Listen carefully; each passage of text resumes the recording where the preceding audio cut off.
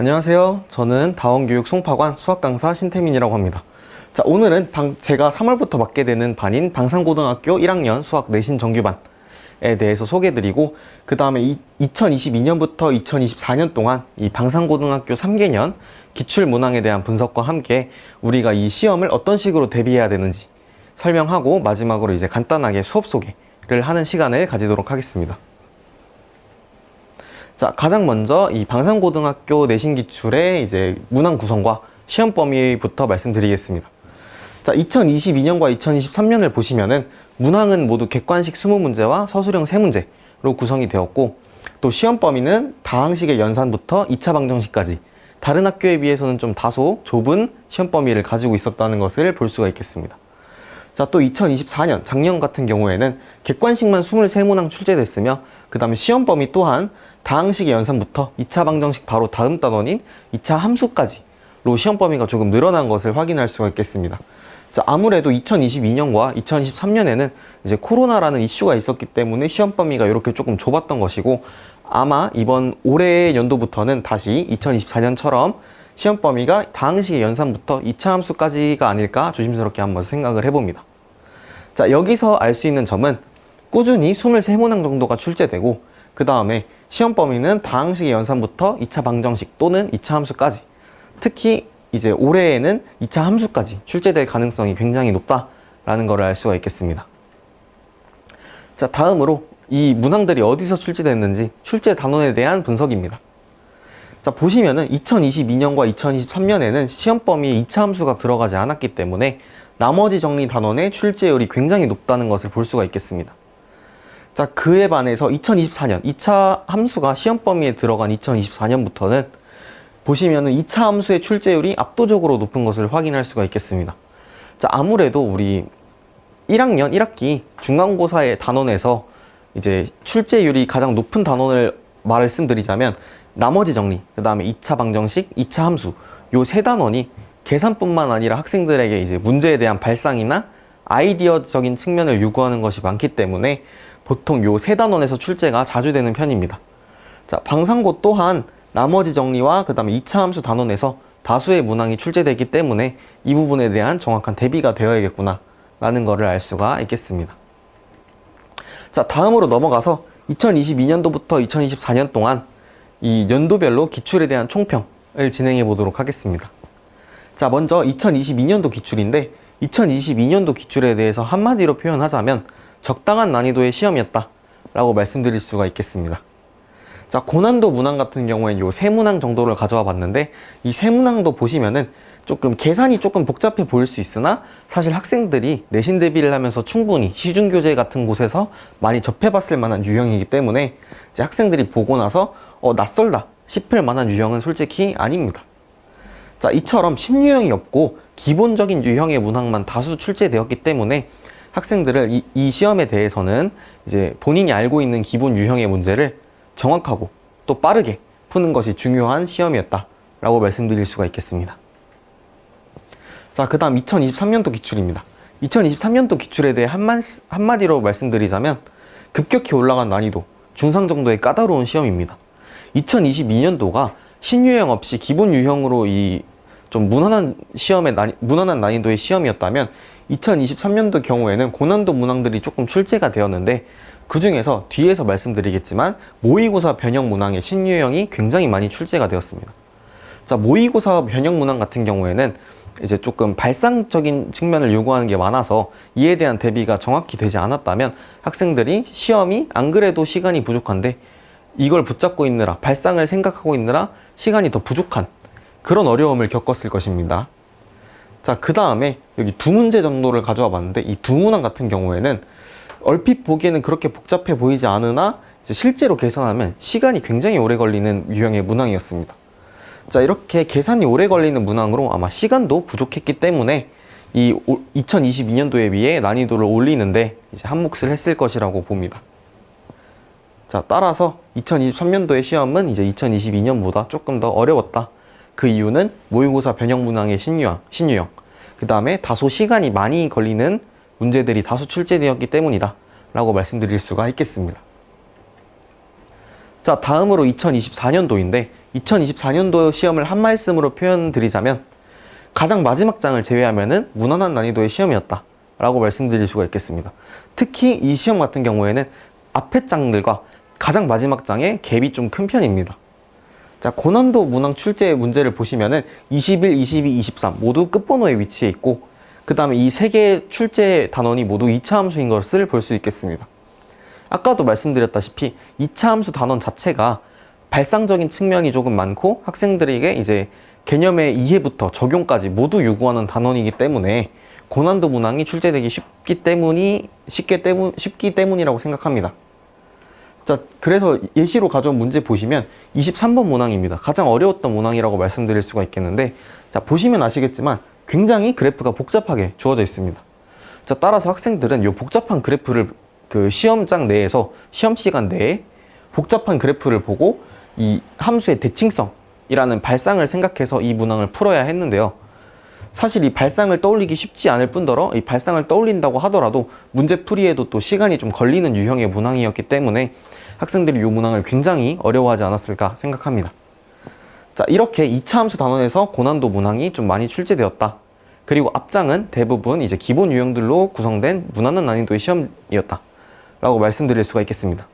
자, 그럼 이 시험에서 중요한 것은 앞에 장들이 대체적으로 기본 유형들이 많았기 때문에 앞에 있는 문항들, 기본 유형에서 실수 없이 빠르게 푸는 것이 중요한 시험이었다 라고 말씀드릴 수가 있겠습니다.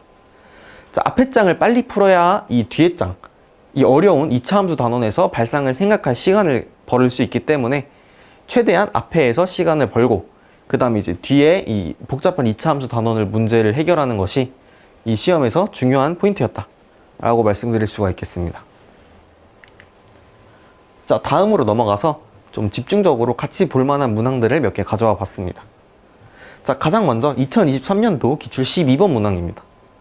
자, 보시면은 일반적인 인수분해 문항에서 이제 정수 조건, 좀 자주 쓰이지는 않는 정수 조건을 같이 주면서 학생들이 처음 봤을 때 조금 좀 신선한 유형이다, 낯선 유형이다 라고 생각할 수 있는 조금 난이도가 있는 유형의 문항이었습니다. 그 다음 같은 시험지, 2023년도 같은 시험지에 뒷번호인 18번 문항인데, 18번 문항 보시면 일반적인 시중교재에서도 충분히 보고 학생들도 이에 대해 충분히 대비할 수 있었던 근과 계수에 관한 문제인데, 이 문항 같은 경우에 학생들이 별 부담 없이 풀 수 있었던 문제였습니다. 자, 이렇게 좀 더 앞에 있는 12번 문항이 18번 문항에 비해 훨씬 월등하게 어렵다는 것을 볼 수 있는데, 여기서 볼 수 있는 거는 이 시험지가 난이도 순으로 구성되지 않을 가능성이 높다 입니다. 자, 난이도 순으로 시험지가 구성되지 않으면 앞에서부터 시험 문제를 푸는 학생들의 특성상 시간 부족으로 이제 뒷문항이 더 쉬운데 앞문항에서 막혀버려서 이제 시간 배분에 실패해서 뒷문항을 못 푸는 경우가 생길 수가 있습니다. 자, 따라서 우리는 이제 난이도 순으로 시험지가 구성되지 않을 수 있기 때문에 이제 시간 배분에 대한 훈련을 해야 된다 라는 것을 알 수가 있겠습니다. 자, 다음으로 2022년 16번 문항입니다. 자, 이 문항 같은 경우에는 음수의 거듭제곱근의 성질을 이용해서 문항을 푸는 것이었는데, 이 음수의 거듭제곱근 관련해서는 학생들이 그냥 암기로 A는 양수, B는 음수 이렇게 암기로만 넘어가는 경우가 많은데, 이 16번 문항의 경우에는 이 암기로만은 해결될 수 없게 정확히 이 원리를 파악해야 이 참과 거짓을 구분하기 쉬운 이런 문항들을 배치해서 학생들이 정말 이 개념에 대해서 원리를 정확히 알고 있냐에 대해서 물어보는 문항이었습니다. 자, 그 다음에 18번 문항의 경우에는 얼핏 보기에는 학생들이 좀 자주 접해봤을 2차 함수와 직선의 교점에 대한 문항인데, 자, 지금 보시면은 이 18번에 이 함수 fx에 대해서 2차 함수라는 조건이 명시되지 않았기 때문에 이 최고차항의 개수가 그 2차항의 개수가 0이어서 이 함수가 1차 함수가 될 수도 있는 유형의 문제였습니다. 자, 따라서 이거를 그냥 본인들이 알던 유형으로 그 풀이 방법을 외워서 단순히 적용하는 학생들의 경우에는 문제를 제대로 읽어보지도 않고 2차 방정식, 2차 함수겠네? 라고 생각해서 이 문항을 풀어버려서 틀릴 함정이 있는 문제였습니다. 자, 또 이 선지들에도 잘 보시면은 얘가 1차 함수인 경우를 고려하지 않은 그 선지를 여기에 같이 집어넣어가지고 함정을 파놓은 그런 좀 예리한 문항이었다고 생각을 합니다. 자, 요 두 문항에서 볼 수 있듯이 개념에 대한 정확한 이해가 필요한 문항들도 출제가 될 수 있다. 그러니까 한마디로 기본 유형이더라도 그러니까 단순히 이 유형의 풀이를 외우는 것이 아니라 왜 그런지 원리를 이해하고 적용해야 되는 문제가 출제될 수가 있다라는 것을 알 수가 있겠습니다. 자, 다음으로 2023년 20번 문항입니다. 자, 2023년 20번 문항과 그 다음에 오른쪽에는 2023년 당년도 출제되었던 3월에 출제되었던 모의고사의 17번 문항입니다. 지금 보시면은 거의 숫자만 바꾸고 문제에서 주어진 조건과 물어보는 것이 거의 똑같습니다. 자, 다음으로 넘어가서 자, 왼쪽은 2023년도 12번에 출제되었던 문항이고 오른쪽은 2018년 6월 모의고사 고등학교 1학년 30번 문항입니다. 30번 문항이면은 사실 이 모의고사에서 가장 어려운 문항입니다. 이거를 이제 내신 시험에 넣었다는 것은 사실 안 그래도 부족한 내신 시험 시간에서 이것을 한 번도 보지 않았다면 사실상 푸는 게 거의 불가능할 정도의 수준의 난이도였습니다. 이걸 한번 따라서 여기서 알 수 있는 점은 모의고사 연계형 고난도 유형이 출제될 가능성이 굉장히 높기 때문에 이에 대한 대비를 충분히 해야지 시험장 가서 시간을 줄일 수 있다라는 것을 알 수가 있겠습니다. 자, 따라서 내신, 여기서 앞서서 본 내용들로 내신 대비 전략에 대해 간단히 말씀드리자면 첫 번째로 개념에 대한 정확한 이해로 실수 없이 문제를 풀 수 있어야 합니다. 결국에 심화 유형이나 신유형 문항 또한 앞에 있는 기본 유형들 문항에서 이제 시간을 충분히 벌어놓고 그 다음에 신유형이나 고난도 문항을 푸는 것이기 때문에 개념에 대한 정확한 이해로 기본 유형의 문제를 푸는 것은 제일 중요하다고 볼 수가 있겠습니다. 가장 첫 단계이고 제일 중요하다고 말씀드릴 수가 있겠습니다. 자, 두 번째로 고난도 유형 같은 경우에는 모의고사 변형 유형이 자주 출제되기 때문에 모의고사 문항에 대한 연습이 충분히 필요하다고 말씀드릴 수가 있겠습니다. 자, 근데 사실 신유형이나 고난도 문항은 일일이 모든 유형을 대비하기는 어렵습니다. 자, 그래서 이 모든 유형을 대비시킨다기보다는 학생들에게 이제 발상을 가르치면서 어려운 문제가 나오더라도 이제 본인들이 배웠던 발상들을 적용해서 문제의 실마리를 찾아낼 수 있도록 자, 그런 식으로 전략을 세워야겠다라고 말씀드릴 수가 있겠고, 자, 마지막으로 아까 보셨듯이 시험지가 이제 난이도 순으로 배치되지 않을 가능성도 있기 때문에 시간 배분이 중요한, 그 다음에 아까도 말씀드렸듯이 계산이 복잡한 경우도 좀 있기 때문에 시간 배분이 중요한 내신 시험이므로 실전 연습을 굉장히 많이 해봐야 된다라는 것을 알 수가 있겠습니다. 자, 수업 계획에 대해 간단히 말씀드리자면 자, 방산고등학교 수학 내신 대비 정규반은 3월 4일 화요일에 개강되고 수업 시간은 화요일, 목요일 6시부터 10시까지입니다. 자, 대상은 방산고등학교 1학년 학생이고 자, 교재는 이제 기본 유형을 연습해보기 좋은 시중교재와 그 다음에 신유형이나 이제 모의고사 변형 문제들을 대비해볼 수 있도록 인근 고등학교 이제 내신 기출이나 그 다음 모의고사 변형 문제를 함께 실어놓은 자체 교재를 이용해서 수업을 진행할 예정입니다. 자, 수업의 특징에 대해 간단히 말씀드리자면 아까 제가 말씀드렸던 그 세 가지 내신 대비 전략과 굉장히 중요하게 맞닿아 있습니다. 자, 첫 번째로 기본 유형의 체화입니다. 제가 아까도 강조했듯이 결국에 고난도 유형이나 신유형 문항은 기본 유형이 체화되어 있어야 그 앞에 문항들을 충분히 실수 없이 빠르게 풀 수 있어야 그 문항들을 접해볼 시간을 가지는 거기 때문에 기본 유형의 체화는 가장 기초적이고 가장 첫 번째 단계라고 이야기할 수가 있겠습니다.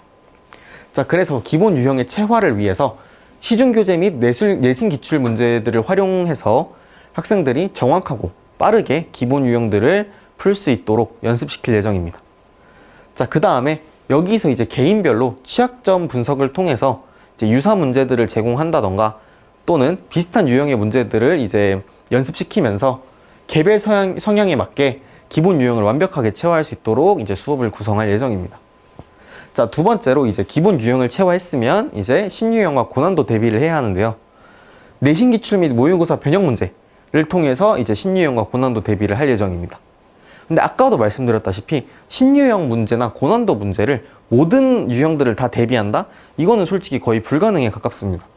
자, 그래서 신유형과 고난도에 대비하기 위해 이 내신과 모의고사 변형 문제를 풀면서도 이 문제를 어떻게 푸는지보다는 왜 이렇게 풀어야 되는지, 어떻게 해서 이런 풀이가 나오고 어떤 발상인지, 자, 그런 how가 아닌 why를 가르치는 수업으로 학생들이 아이디어를 배워서 본인이 한 번도 접해보지 못했던 신유형을 보더라도 본인들이 지금까지 풀었던 연습했던 발상들 중에 가장 적합한 것을 골라서 학생들이 문제를 풀 수 있도록 그렇게 신유형과 고난도 대비를 진행할 예정입니다.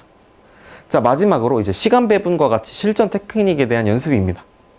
자, 모의 시험과 이제 문제풀이 위주의 수업으로 이제 학생들이 실전처럼 연습할 수 있도록 이제 수업을 구성할 예정입니다.